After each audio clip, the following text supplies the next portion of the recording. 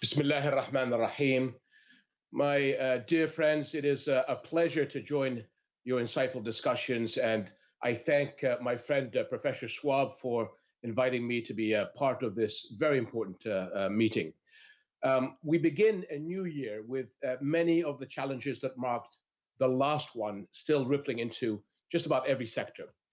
The pandemic continues to ravage our world, and we have barely scratched the surface of its long-term humanitarian and economic implications.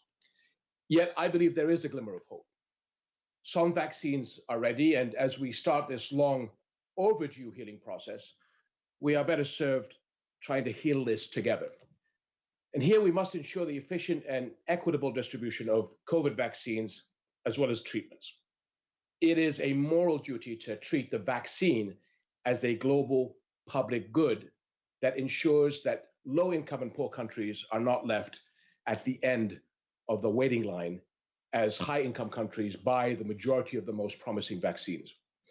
Amidst these challenging times, safeguarding the health and well-being of refugees remains a global responsibility.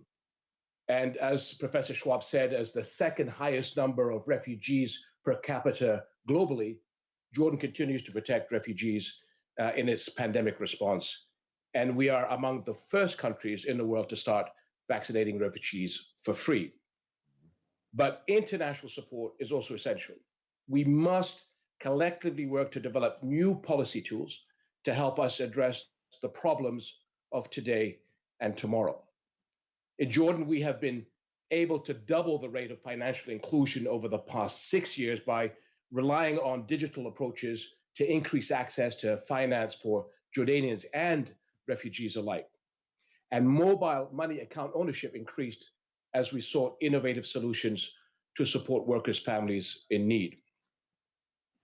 Our global priorities must also include improving access to education and reducing the digital divide while preparing the labor force for the jobs of tomorrow, which are quickly becoming the jobs of today. So investing in SMEs, the backbone of growing economies, is a must to expedite recovery. And as part of our pandemic response, Jordan enabled nearly 13,000 SMEs to move from the informal to the formal economy. And we are one of the top global reformers in the Ease of Doing Business report in 2020. Our economy is ready to recover, but in collaboration with the private sector. My friends, as we work to heal together, we must use the clarity afforded to us in adversity to move confidently into a brighter future together. The pandemic has painfully proven to us that returning to business as usual is neither sustainable nor effective. And so let us rethink and reinvent those ever-present terms of globalization, multilateralism, and international community. Let us put equality, inclusivity, and dignity at the heart of what they stand for. Our world needs a reglobalization that seeks a sustainable, equitable, and green recovery that puts the well-being of our peoples and our planet first. We need to put the emphasis on community in international community to focus on the shared values, aspirations, and ideals that unite us. We need to turn multilateral trade into a tool for peace and shared prosperity by increasing the resilience of supply chains and fostering the integration of developing countries to promote inclusive growth.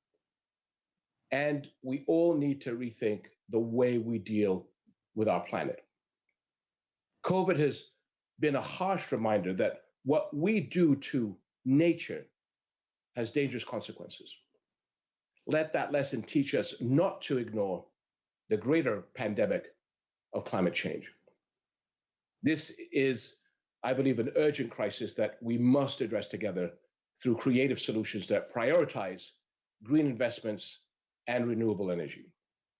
As one of the world's poorest water countries, Jordan is acutely aware of the threat of climate change. We plan for our recovery to be rooted in green development and infrastructure projects.